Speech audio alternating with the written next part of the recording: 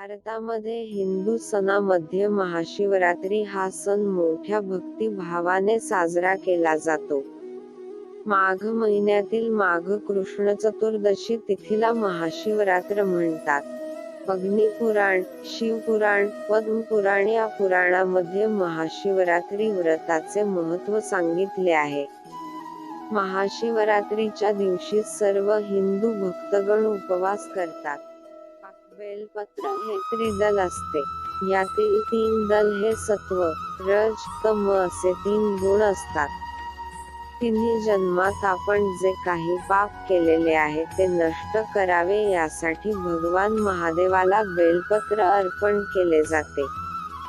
बेलपत्राच्या मुळामध्ये ब्रह्मदेव, मध्यभागी श्री विष्णू आणि अग्रभागामध्ये भगवान महादेवांचा वास असतो. नुसार सागर मंथनाच्या वेळी शिवशंकराने विष प्राशन केल्यामुळे अंगाच्या होत असलेल्या दाहामुळे भगवान शिवांनी या दिवशी तांडव नृत्य देखील केले होते. महाशिवरात्रीला भगवान शिवशंकराची आराधना आणि प्रार्थना करून दुसऱ्या दिवशी उपवास सोडला जातो. पौराणिक कथेनुसार देव आणि दानव यांच्याकडून ज्यावेळेस समुद्र मंथन झाले त्यावेळी अनेक तेजस्वी रत्ने, सुवर्णे, देवता, विश्वाच्या निर्मितीसाठी महत्त्वपूर्ण गोष्टींची उत्पत्ती झाली.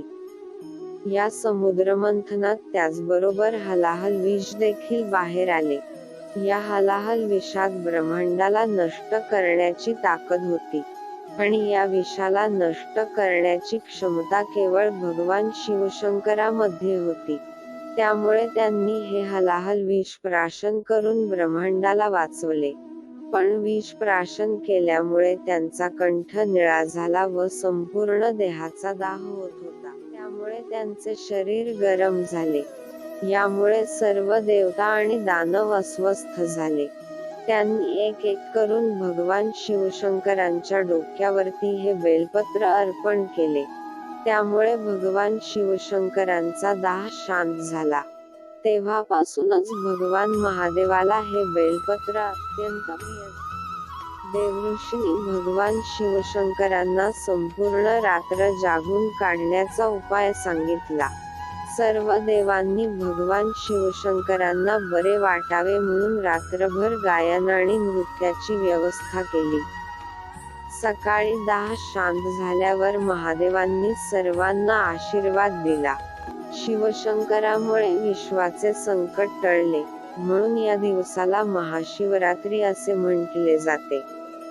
महाशिवरात्रीची कथा. पौराणिक कथेनुसार एका गावामध्ये चित्रभानू नावाचा शिकारी राहत होता. त्याने सावकाराकडून कर्ज घेतले होते. कर्जाची परतफेड न झाल्यामुळे सावकाराने शिकारी चित्रभानूला कैद केले. योगायोगाने ज्या दिवशी त्याला कैद करण्यात आले त्या दिवशी महाशिवरात्री होती. सावकाराने या दिवशी आपल्या घरी महाशिवरात्रीची पूजा घातली होती. पूजेनंतर कथा पठण करण्यात आले. शिकारी ही पूजा आणि कथा लक्षपूर्वक ऐकत राहिला. पूजा झाल्यानंतर सावकाराने शिकारीला आपल्याकडे बोलावले आणि दुसऱ्या दिवशी कर्ज फेडण्यास सांगितले. शिकारीने सावकाराचे कर्ज फेडण्याचे वचन दिले. सावकाराने त्याची सुटका केली. शिकारी शिकारीसाठी जंगलात आला. शिकारीच्या शोधात जंगलातच रात्र झाली. त्या रात्री शिकारी शिकाराच्या शोधात रात्रभर जंगलातील तलावाच्या काठी असलेल्या बेलाच्या झाडावर चढून शिकारीसाठी वाट पाहू लागला. त्या बेलपत्राच्या झाडाखाली शिवलिंग होते, जे बेलपत्राच्या पानांनी झाकलेले होते. शिकारीला याबाबत काहीच माहिती नव्हती. नकळत विश्रांती घेण्यासाठी त्यांनी बेलपत्राच्या काही फांद्या तोडल्या. यामुळे काही बेलपत्राची पाने शिवलिंगावर पडली. भुकेने व्याकुळ झालेला शिकारी त्याच जागी बसला. अशा प्रकारे शिकारीचे अजाणतेपणाने महाशिवरात्रीचे व्रत पूर्ण झाले. काही वेळानंतर त्या ठिकाणी गरोदर हरणी पाणी पिण्यासाठी तलावात जवळ आली. शिकारीने हरणीचा वध करण्यासाठी धनुष्यावर बाणेचा वेध धरताच हरणी म्हणाली, मी गरोदर आहे. मी लवकरच माझ्या बाळाला जन्म देणार आहे. तुम्ही एकाच वेळी 2 जीवांना मारणार का? ते योग्य होणार नाही. मी माझ्या बाळाला जन्म देऊन मी लवकरच तुझ्याकडे येईन, मग तू माझी शिकार कर. शिकारीने बाण परत घेतला. हरणीही तिथून निघून गेली.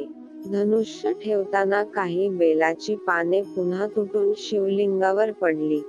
अशा प्रकारे पहिल्या प्रहराची पूजा त्यांच्याकडून नकळत पूर्ण झाली. काही वेळाने तिथे अजून एक हरणी आली. जवळ आल्यावर शिकारीने धनुष्यात बाण तत्परतेने तिच्यावर रोखून धरला. परंतु त्यानंतर हरणीने शिकारीला विनंती केली की, मी काही काळापूर्वी पतीपासून वेगळी झाली आहे. मी माझ्या पतीचा शोध घेत आहे. मी माझ्या पतीला भेटल्यानंतर तुझ्याकडे येईन. त्यावेळी तू माझी शिकार कर. शिकारीने या हरणीलाही जाऊ दिले. दरम्यान रात्रीचा शेवटचा प्रहरही निघून गेला.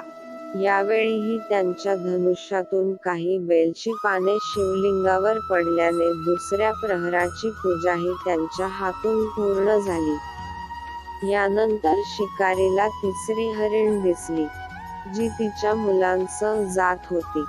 शिकारीने धनुष्याचा वेध धरला. शिकारी बाण सोडणारच होता की हरणी म्हणाली, मी या मुलांना त्यांच्या वडिलांच्या स्वाधीन करून परत येईन. मला आता जाऊ दे. शिकारीने तसे करण्यास नकार दिला. त्याने सांगितले की मी याआधी 2 हरणी शिकार न करता सोडून दिली आहेत. हरणी म्हणाली की, शिकारी माझ्यावर विश्वास ठेवा, मी परत येण्याचे वचन देते. शिकारीला हरणीची दया आली आणि त्याने हरणीला सोडून दिले. तर दुसरीकडे भुकेने व्याकुळ झालेला शिकारी नकळत बेलाची पाने तोडून शिवलिंगावर फेकत राहिला. सूर्याची सकाळी पहिली किरणे उमटू लागली, तेव्हा त्याला हरिण दिसला. शिकारी आनंदी झाला आणि त्याने धनुष्य बाण रोखला. हे पाहून हरिण दुःखी होऊन शिकारीला म्हणाला, जर तू माझ्या आधी आलेल्या 3 हरणींना आणि तिच्या बाळाला मारले असेल तर मलाही मारून टाक. उशीर करू नका, कारण मला हे दुःख सहन होत नाही. मी त्या हरणींचा पती आहे. जर तुम्ही त्यांना जीवदान दिले असेल तर मलाही सोडा. मी माझ्या कुटुंबाला भेटून परत येईन. शिकारीने त्यालाही जाऊ दिले. चंद्र पूर्णपणे मावळत आला होता आणि पूर्ण सकाळ झाली होती. शिकारीकडून नकळत उपवास, शिवरात्र जागरण, सर्व प्रहरांची पूजा आणि शिवलिंगावर बेलपत्र अर्पण झाली होती. भगवान शिवशंकराच्या कृपेने त्याला त्याचे फल लगेच मिळाले. भगवान शिवशंकराच्या कृपेने शिकारीचे मन बदलले. शिकारीचे मन शुद्ध झाले. काही वेळाने संपूर्ण हरण कुटुंब शिकारीसमोर हजर झाले, जेणेकरून शिकारी त्यांची शिकार करू शकेल. पण शिकारीने तसे केले नाही आणि सर्वांना सोडून दिले. महाशिवरात्रीच्या दिवशी शिकारीची पूजा पूर्ण झाल्यामुळे त्याला मोक्ष प्राप्त झाला. शिकारीच्या मृत्यूनंतर यमदूत त्याला नेण्यासाठी आले, म्हणून शिवगणांनी त्यांना परत पाठवले. शिवगण शिकारीला घेऊन शिवलोकात गेले. भगवान शिव महादेव